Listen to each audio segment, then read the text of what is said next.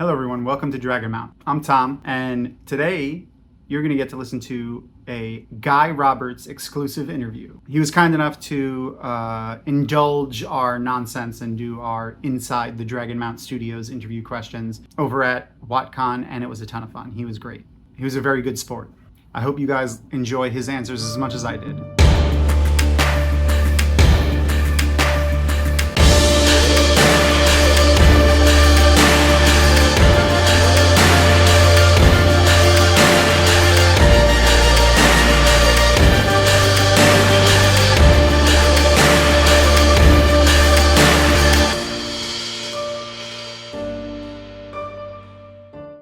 For those who have been watching our Monday night rewatches, we're currently watching Avatar: The Last Airbender. Are you a fan of that by any chance? You know, I have not had a chance to really see a lot of that. Okay. So, yeah. I fully suggest it. It is a great masterclass in storytelling. Just even the animated series, the writing is phenomenal. But this season, I kind of realized in our episodes that I would have a guest every episode. I have a new guest every episode. And in true me fashion, I kind of forget to make it a little bit more about the guests that are there. And I've been doing like this little fun interview at the end for those. I've told the story like a million times about James Lipton inside the actor studio. I didn't need to do that with Guy. He's already a fan. Shocking about a famous Juilliard acting teacher. Guy being a fan of that. But he so lovingly and enthusiastically expressed interest in doing this, so I'm pretty excited about it. I can't wait to see your answers. And he did read the email. Sorry, it's a reference to a couple of the people I sent the questions to in advance. Yeah. And they were like, oh yeah, I'm going to do this episode with Tom, and not read that there's new interview questions. So some of the people were put on the spot in the last minute, but they gave great answers too. I will say, I read the email at 3:20 in the morning when, because of jet lag, I woke up. So I may not quite remember. I might be surprised to hear some of them, but I did read the email. Okay, all right. Well, I'm sure, as a stage actor, you can improv pretty well on the spot too. What is a everyday sound that you like? Oh, I mean, there's so many. I'm very sensory, so I love tastes and smells and sounds and everything. But it's really, so many of my favorite sounds are my children. So when Isabella or Rowan or Landon laugh, it's something that to hear them laugh is really great. Yeah. Oh, that's so cute. And for those who can't see, the lovely Isabella is standing just off camera.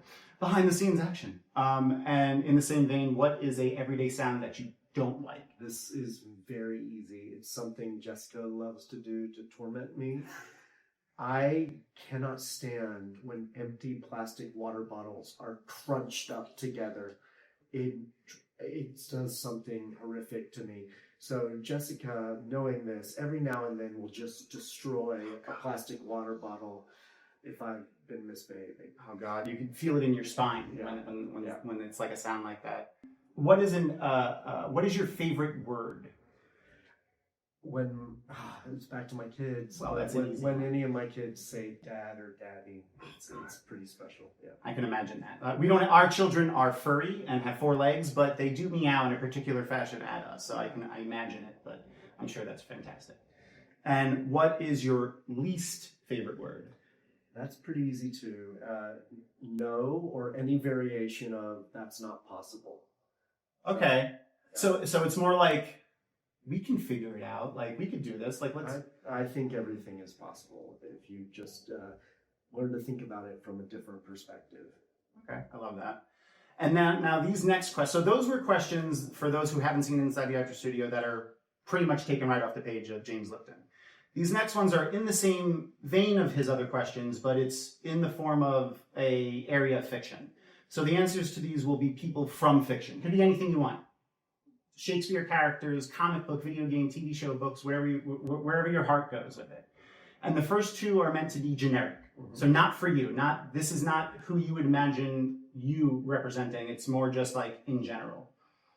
So without any more build up for that, who would make a good spouse or partner? Well, I think I think you can make an argument that Lady Macbeth is a great spouse and partner because she's right there with her husband, even some extremely challenging times. Okay, all right.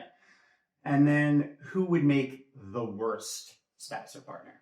I think you can make an argument that Lady Macbeth would make the worst spouse or partner because she allows her husband to do some really terrible things, and in fact encourages it too. Like she should have been, like she's both his better angels and inner demons. Yeah, I mean, I think what Shakespeare does so extremely well in that play is they start off and it's a really terrific marriage. It's a great coupling of people together, and then it absolutely disintegrates.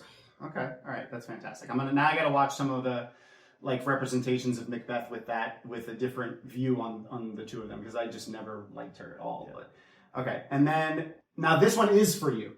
Who is a fictional character that you have or had or even as a child had a crush on? Princess Leia.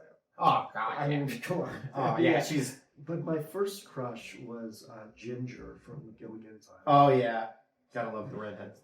The Carrie Fisher herself is just also like an insanely talented person. For fun fact, she finished a lot of scripts that are very famous. She was a famous finisher, they would call her. She would finish scripts off. Is there a particular depiction of an afterlife from any form of fiction, or even real-world mythology or theology, that you would really like to be true for when it's your time? I mean, I think what a lot of them share are some really attractive qualities. I mean, there's part of me that loves the idea of Valhalla, drinking and being with your friends and having a great time, Elysian Fields. But I read this question. I was really trying to think about it. I'd never thought about it before. And I might have a slightly different answer. There's this song by Sting, Fields of Gold. Okay. And I like this idea of we'll see each other in Fields of Gold. So that's my answer. That's cool. I like that. Thinking of Valhalla, I just kind of really want to check out what the Rainbow Bridge looks like. That would be a lot of fun. Well, thank you so much. Thank you. And, obviously watch The Wheel of Time. And if you ever get out to Prague, we got to check out the plays, man. I'm really excited. His guys, Shakespeare. If you ever get a chance to see this man talk about Shakespeare, please watch it. That was one of the best panels I've ever been to. Was the Shakespeare panel at JordanCon last year. It was fantastic. Oh man, he was so funny. I love all of his answers, and Triceratops is also my favorite dinosaur. Thanks for hanging out, and make sure to check out our other videos in our YouTube channel. See you next time. And that's our show. Thank you so much for watching. And as always, remember to subscribe and give us a thumbs up. And you know what? Leave us a comment. We love comments, especially positive ones. Also, if you have somebody that you know that loves The Wheel of Time, let them know about us. Also, a huge special thanks to our sponsor, Tor Books, as well as our amazing Patreon community.